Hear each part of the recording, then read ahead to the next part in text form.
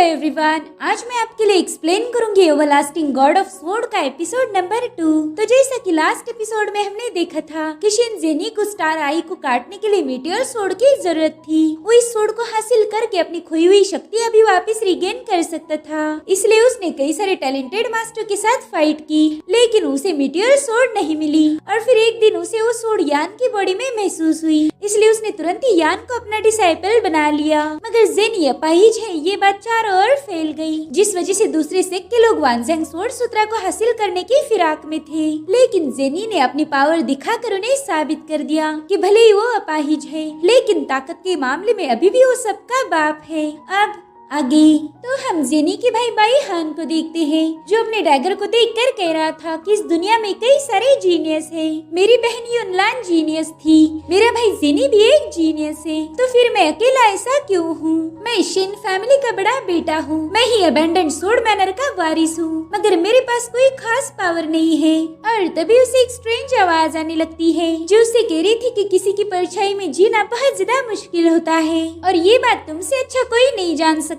वही दूसरी तरफ हम यान को देखते हैं, जो होश में आते ही अपने मास्टर को ढूंढ रही थी, और तभी उसे जुरांग फ्लावर्स दिख जाते हैं। इन्हें गॉड ऑफ फायर भी कहा जाता था। अब जैसे यान उन्हें टच करती है, वो फ्लावर अपने आप ग्लो कर रहे थे, जिसे देख यान डर के मारे पीछे हट जाती है। तब तक वहाँ पर जेनी आ गए थे।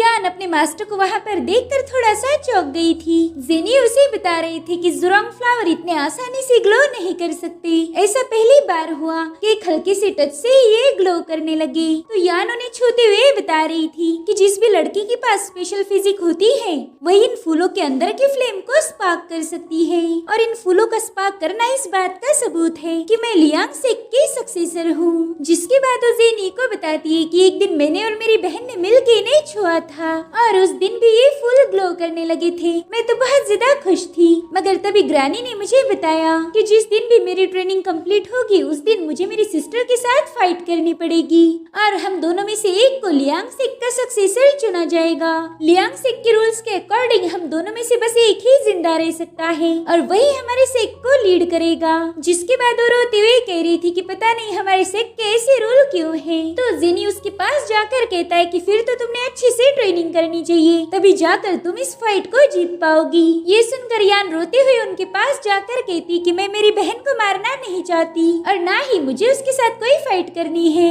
अब जैसा कि हमें पता है कि जेनी को रोना धोना बिल्कुल भी पसंद नहीं, इसलिए वो तुरंत ही रेनकोट मैन को वहाँ पर बुला लेते हैं। उसे इशारों में बताते हैं कि देखो ये रो रही है। अब ये देखकर रेनकोट मैन भी अपना सिर पिट रहा था। वो कहते हाँ हाँ, अब रोना धोना बंद करो, इतनी रात गई, तुम ये सब क्यों कर रही हो? रात सोने के लिए होती है, ना कि रोने के लिए। जिसके बाद वो यान को वहाँ से ले जाता है। इधर जेनी भी कंफ्यूज थी कि उन्होंने यान के लिए आखिर क्या करना चाहिए। वही दूसरी तरफ हम यान की बहन शुयार को देखते हैं, जो रात के समय तलवारबाजी की प्रैक्टिस कर रही थी, और इससे हमें ये पता चलता है कि वो लियांग सेक की पोजीशन के लिए अपनी बहन यान के साथ फाइट करेगी।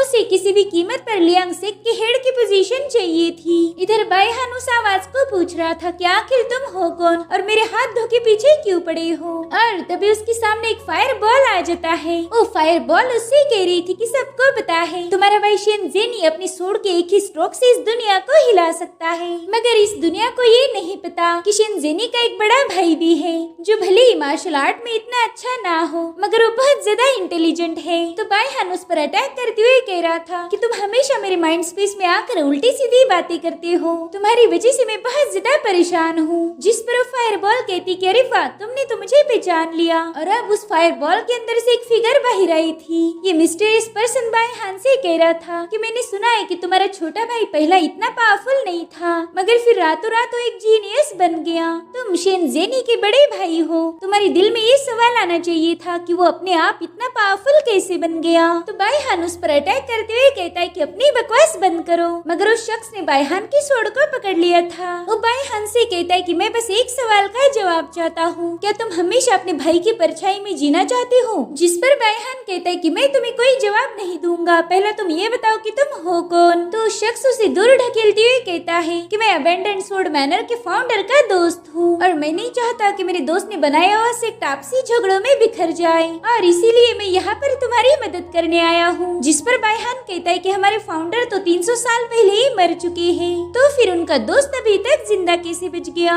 अब वो शख्स कहता है बायहान मैं तुम्हें एक बात बताऊंगा जिसे सुनकर तुम खुद ही फैसला करना कि तुम्हें इस पर यकीन करना है या नहीं। तो बायहान कहता है कि चलो जल्दी से बताओ वो बात क्या है। जिस पर बंदा कहता है कि कुछ सालों पहले मैं मिंगशियान की टूम को विजिट करने गया था और उस दिन इत्तेफाक से मुझे तुम्हारी फैमिली का सीक्रेट पता चल गया। जिस पर बायहान कह रहा था कि हमारे फाउंडर का टूम तो अबेंडेंट सोड मैनर के विला में मौजूद है, वहाँ पर बस शेन फैमिली के बच्चे ही अडल्टहुड की ट्रेनिंग के लिए जाते हैं, अदरवाइज वहाँ पर कोई नहीं जाता। तो फिर उस वीरान जगह पर तुमने ऐसा क्या देख लिया। तो शख्स हंसते हुए बता रहा था कि मैं आज से ठीक 10 सालों पहले वहाँ गया था। ये सुनकर बायहान थोड़ा सा कंफ्यूज हो गया। वो कहता है कि 10 सालों पहले तो युनलान वहाँ पर ट्रायल के लिए गई थी। तो उस शख्स से पूछने लगता है कि प्लीज बताओ तुमने वहाँ पर क्या देखा, मैं जानना चाहता हूँ कि मेरी बहन के साथ क्या हुआ था। जिस पर बंदा कहता है कि ये सवाल तुम मुझसे क्यों पूछ रहे हो, जाकर अपने भाई शेन जेनी से पूछ लो। 10 साल पहले मैंने देखा था कि तुम्हारा भाई युनलान को चुपके से फॉलो करते हुए टूम के पास पहुँच गया। बायहान भले ही तुम अपनी फैमिली से प्यार करते हो मगर जेनी शायद नहीं करता। चलो एक बात बताओ तुम्हारी फैमिली वहाँ पर ट्रायल्स ऑर्गेनाइज क्यों करती है। तो बायहान बताता है कि ट्रायल्स के जरिए शेन फैमिली के डिसेंडेंट को चुना जाता है ताकि वो टूम के नीचे मौजूद ब्रॉन्ज गेट को ओपन करके वानजेंग सोर्ड सूत्रा की रिमेनिंग हिस्से को हासिल करे। वानजेंग सोर्ड सूत्रा हमारे फाउंडर ने वहाँ पर रखा था। तो शख्स कहता है देखो उस दिन 2 लोग टूम में गए थे और बस एक ही जिंदा वापिस आया। साथ ही वहाँ से आने के बाद उस शख्स की पावर भी रातों रात बढ़ गई। उसके पास ऐसी स्किल्स है कि उसका कोई जवाब नहीं। ये सुन के बायहान गुस्सा होकर उस बंदे के गले पर अपनी तलवार लगा देता है। वो कह रहा था कि तुम मुझे ये बताना चाहते हो कि मेरे भाई जेनी ने हमारी बहन युनलान को मार के वानजेंग सोर्ड सूत्रा चुरा लिया। तो शख्स उसकी तलवार हटाते हुए कहता है कि तुम्हें इस पर यकीन करना है या नहीं, ये तुम्हारा फैसला है। मैं बस यहाँ इसलिए आया था क्योंकि तुम्हारा फाउंडर मिंगशियान मेरा बहुत अच्छा दोस्त था। जिस पर बायहान कहता है कि सिर्फ लफ्जों से काम नहीं चलेगा, मुझे इस बात का सबूत चाहिए। तो शख्स कहता है कि कुछ ही दिनों में शेन जेनी ट्रायल्स में पार्टिसिपेट करने वाला है। उस वक्त टूम भी ओपन किया जाएगा, तब तुम खुद ही जाकर देख लेना कि ब्रॉन्ज गेट ओपन है या फिर क्लोज्ड है। साथ ही तुम्हें ये भी पता चलेगा कि वानजेंग सोर्ड सूत्रा वहाँ पर है या फिर चोरी हो गया। जिसके बाद वो शख्स वहाँ से जाने लगता है। बायहान उससे उसका नाम पूछ रहा था मगर वो बंदा अपना नाम नहीं बताता। वो कह रहा था कि आगे चल के भी तुम्हें किसी चीज का जवाब चाहिए तो सीधा मेरे पास आ जाना।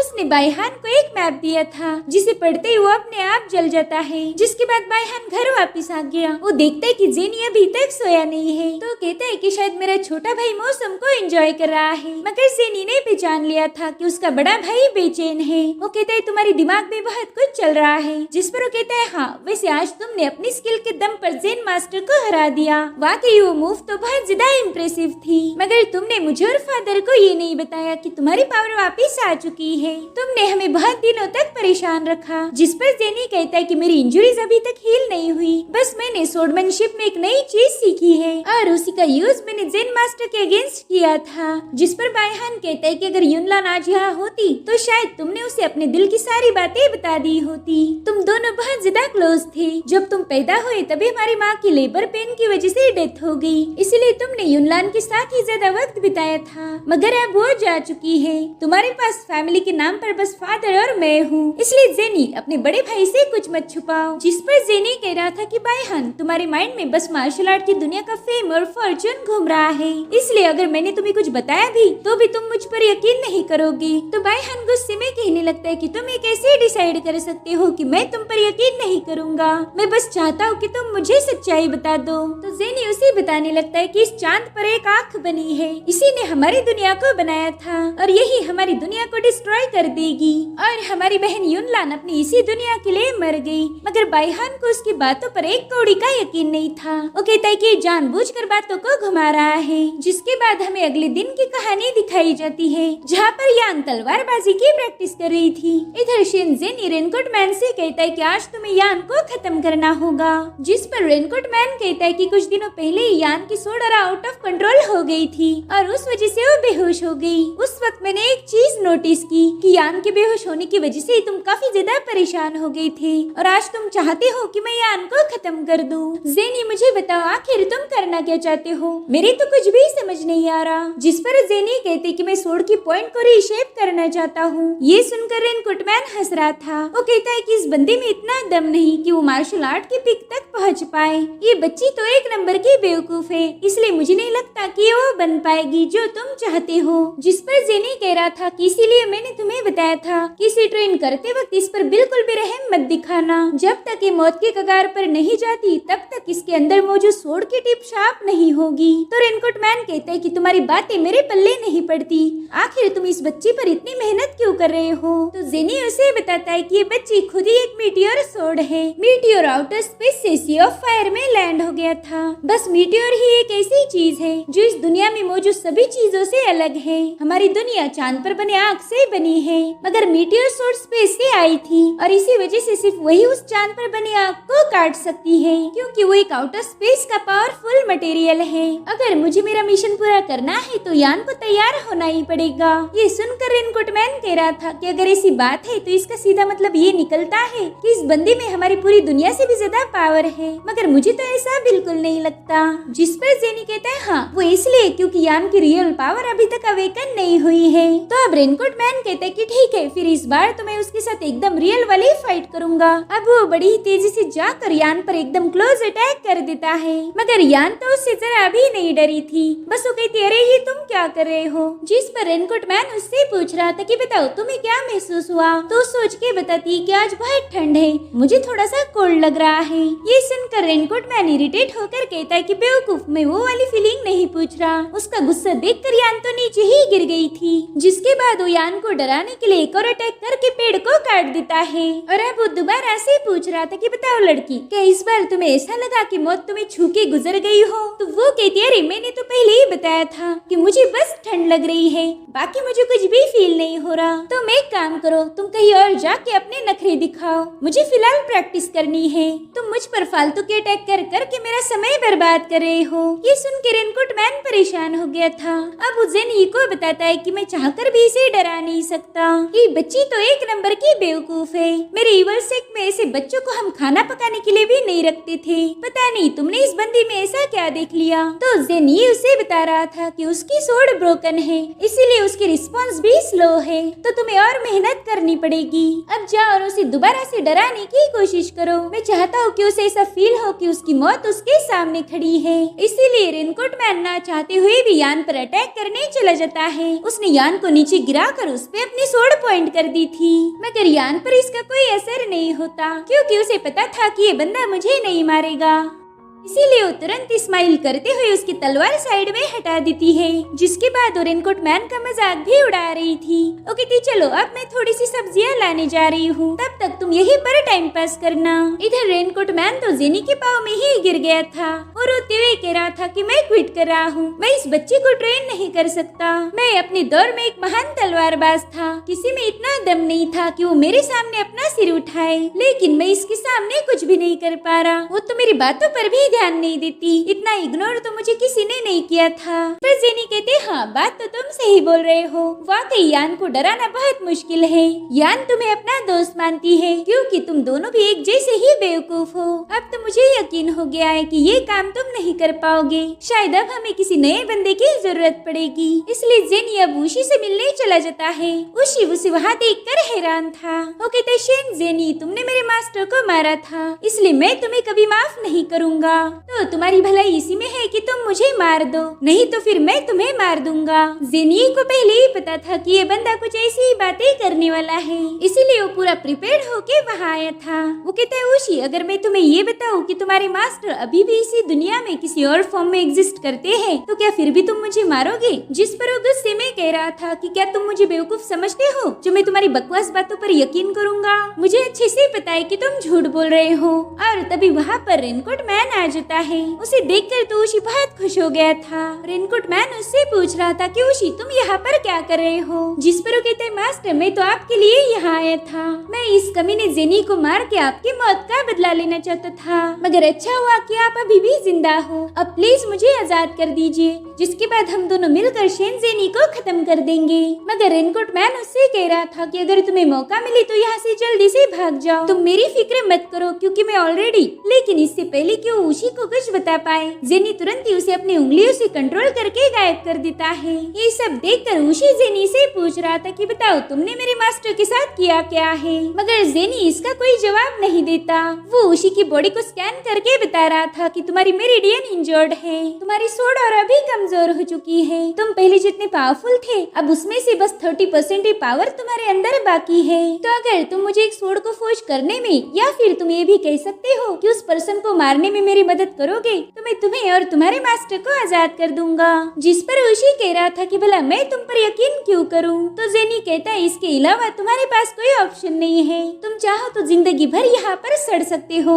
इसीलिए उशी चुपचाप रह के अपने गुस्से को पी लेता है। वेल उसकी खामोशी से पता लग रहा था कि उसने जेनी की डील कबूल कर ली है। वहीं दूसरी तरफ हम यान को देखते हैं जो जंगल से घर वापस जा रही थी। तभी उसे ऐसा फील होता है कि कोई उसे फॉलो कर रहा है। अब वो शैडो बड़ी ही तेजी से उस पर हमला करने आ जाती है। वेल ये कोई और नहीं बल्कि उशी था। यान उससे पूछ रही थी कि आखिर मैंने तुम्हारा क्या बिगाड़ा है जो तुम मुझ पर हमला करना चाहते हो? तो वो यान को बताता है कि किसी ने मुझे आजादी के बदले तुम्हें मारने का हुक्म दिया है। जिसके बाद वो यान के साथ फाइट करना शुरू कर देता है।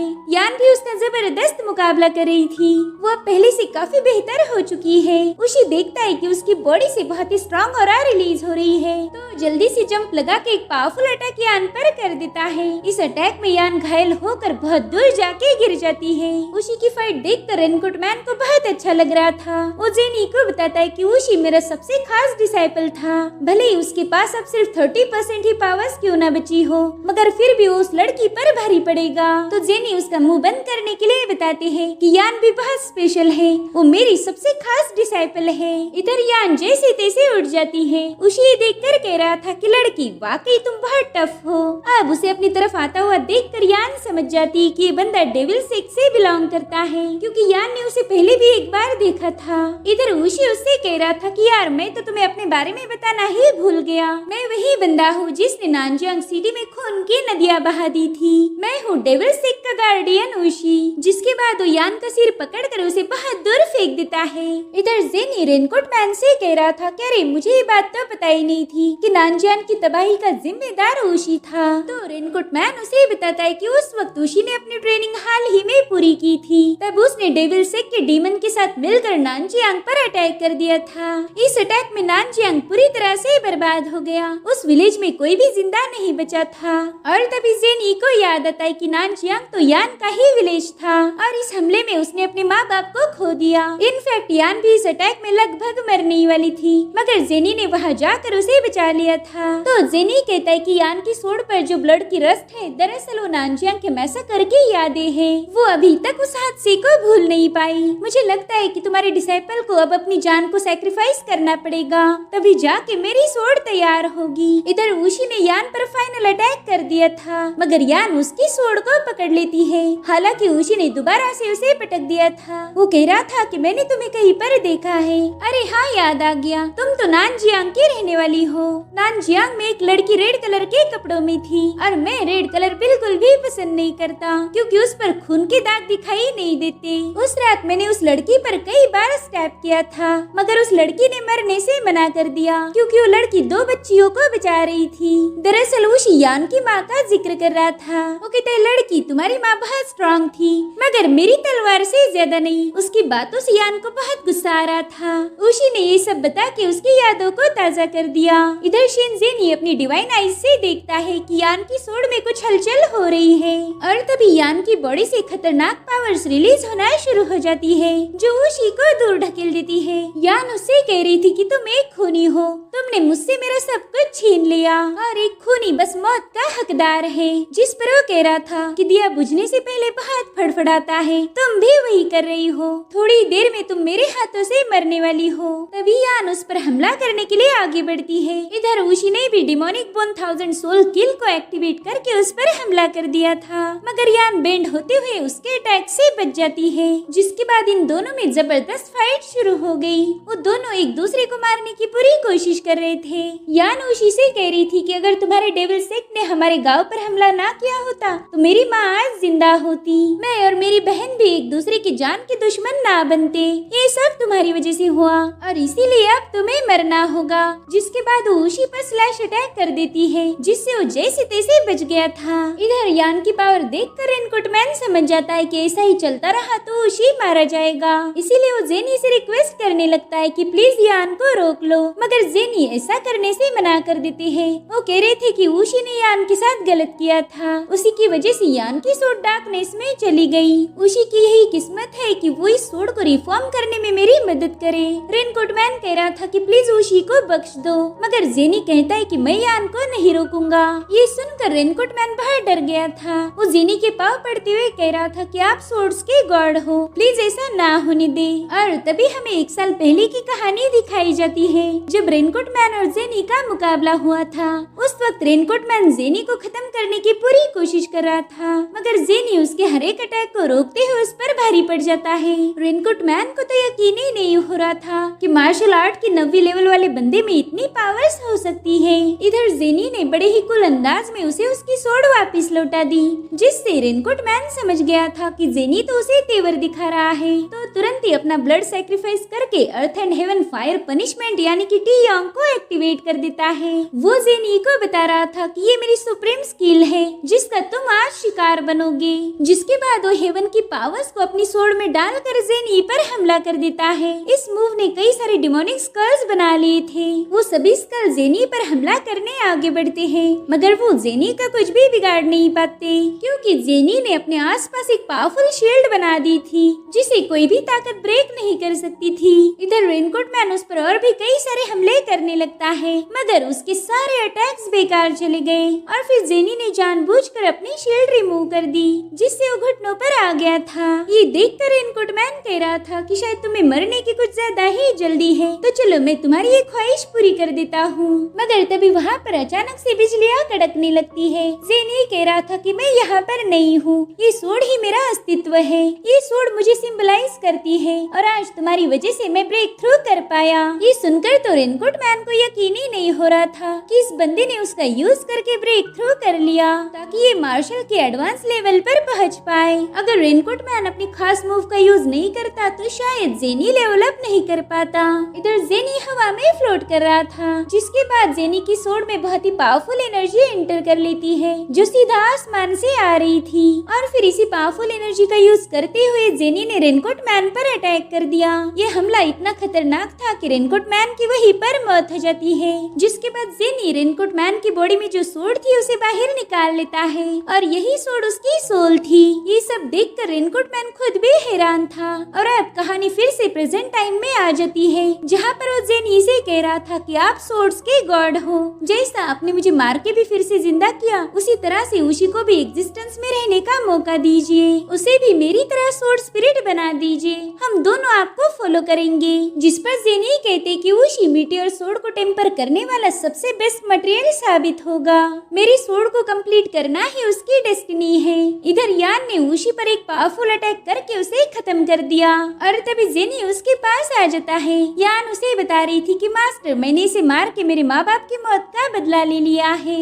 मगर मुझे यहाँ का माहौल थोड़ा सा अजीब लग रहा है, मैं हर एक चीज को फील कर सकती हूँ। तो जेनी उसे बता देता है कि वो इस फाइट के दरमियान ब्रेक थ्रू करके मार्शल आर्ट की 6ठी लेवल पर पहुँच चुकी है। ये सुनकर तो यान भी बहुत खुश हो जाती है और अब तो हवा में फ्लोट भी कर सकती थी। इधर रेनकोट मैन उशी को मरा हुआ देखकर पूछता है कि क्या मेरा डिसाइपल कभी भी एग्जिस्ट नहीं करेगा, जिस पर जेनी कहता है कि हाँ यही उसके लिए बेहतर होगा। ये सुनकर रेनकोट मैन जेनी पर बहुत भड़क गया था। वो कहता है भले ही तुम गॉड ऑफ सोर्ड्स हो, मगर तुम अंदर से बेरहम और मतलबी हो, तुम्हारे अंदर कोई इमोशंस नहीं है। मैं जानता हूँ तुम्हारे पास हेवंस की बेशुमार पावर है और इसी वजह से तुम दूसरों को कुत्ते जैसा ट्रीट करते हो, तुम बस नाम के देवता हो। जिस पर जेनी कह रही थी कि मैं दोबारा से उशी जैसी ही सोड बनाऊंगा, इसलिए तुम इतना गुस्सा मत करो। मगर रेनकोट मैन कह रहा रहा था कि बिना जज्बातों वाली सोड बस एक पपेट है। प्यार या नफरत, अच्छा या बुरा, गुस्सा या डर, ये सब इमोशंस हम इंसानों के पास है और यही हमें तुम्हारे जैसे देवताओं से अलग बनाते हैं। हम तुमसे काफी यूनिक है। जिसके बाद वो उसी की लाश को अपने साथ लेकर वहाँ से चला जाता है। जेनी को पता था कि रेनकोट मैन ने जो भी बोला है वो सच था, मगर वो कहता है कि मेरे पास कोई ऑप्शन नहीं है, मैं चाहकर भी अपने इमोशंस नहीं दिखा सकता। और पहली बार रेनकोट मैन की बातों से वो इमोशनल हो गया। इधर बायहान अपने खास बंदे से पूछता है कि क्या ट्रायल की प्रिपरेशन हो गई, जिस पर वो बता रहा था कि सब कुछ अरेंज्ड है। अब बायहान को बस ट्रायल के दिन का इंतजार था, क्योंकि आने वाले दिन उसे पता चलेगा कि उसकी सिस्टर यूनलान के साथ क्या हुआ था। साथ ही उसे जेनी की हकीकत भी पता चलेगी। और इसी के साथ ही जबरदस्त एपिसोड यहीं पर एंड हो जाता है। गाइस, अगर आपको ये वीडियो जरा भी पसंद आया हो तो प्लीज एक लाइक और प्यारा सा कमेंट जरूर कीजिए। Thank you so much for watching. Bye bye, take care.